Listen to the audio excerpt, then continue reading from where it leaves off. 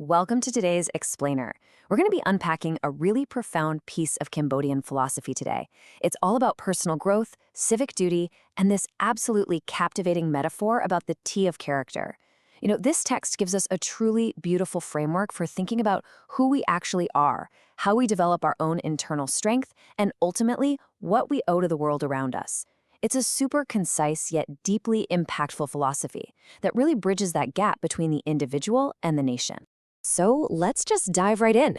The text kicks things off with a pretty powerful reflection on privilege, and it immediately questions the true value of just, well, being born into a good situation. I mean, we hear it all the time, right? Getting that head start in life because you come from a wealthy, supportive, or highly respected family. But the author really challenges us here. They point out that this starting point, it isn't an achievement at all. It's literally just a circumstance. Which brings us to Section 1, the illusion of privilege.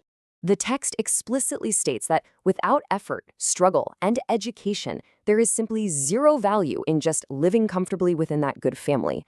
I want you to really think about that for a second. You can have all the societal advantages in the world, the absolute best resources, the safest environment, but if you don't actively engage in your own development, well, those advantages are basically wasted. According to this philosophy, privilege is just completely empty if it isn't paired with hard work.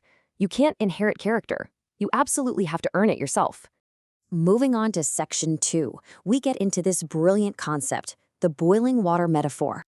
I absolutely love the contrast here. Okay, imagine taking the most premium, incredibly expensive tea leaves in the entire world, right? And you just drop them into a glass of cold water. What happens? Absolutely nothing. The water stays perfectly clear, and the tea just holds on to all its flavor. This perfectly represents untested character and unearned privilege. You might have all this massive potential inside you, but if you're just sitting in an environment of total comfort, it stays completely locked away. But when you plunge those exact same tea leaves into boiling, turbulent water, that's when the magic happens. The heat literally forces the leaves to unfurl, releasing their rich color, their aroma, their taste. That boiling water, that is the struggle and the intense heat of real life. So the really crucial point here is that we have to actively go through 4 specific steps, essentially acting as our own boiling water to become strong and useful. It's just not enough to wait around for life to challenge us. We kind of got to lean into the process. So step 1 is effort. The daily, completely unglamorous grind of just showing up. Step 2 is struggle, meaning you don't run away when things get tough. You actually face that friction head on. Step 3 is education, continuously expanding our minds and our understanding of the world around us. And finally, step 4 is forging oneself. This is where you take that effort, that struggle, and that education, and you use them all to literally hammer out a resilient identity. This is exactly how you steep the tea of your own life to make sure it actually has some flavor.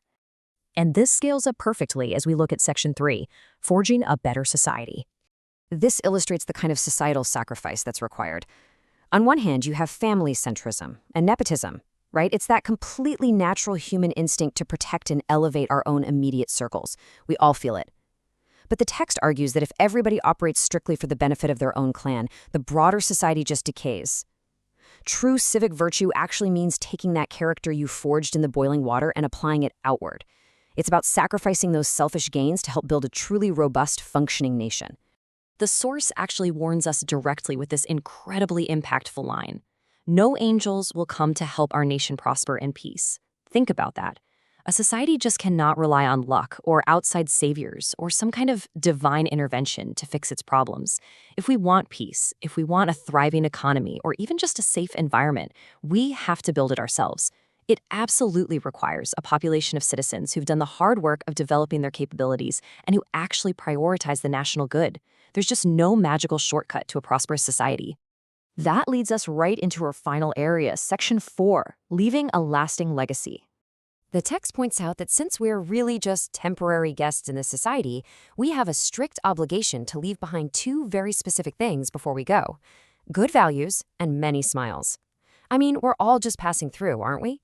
But the society itself remains. So our ultimate responsibility is to make sure that when it's our time to depart, we haven't just consumed resources, but we've actually enriched the environment around us. By leaving behind a legacy of strong morals and a real legacy of joy, we essentially, pay our rent for the time we spent here on Earth. we're leaving the home in better shape for the next generation of guests.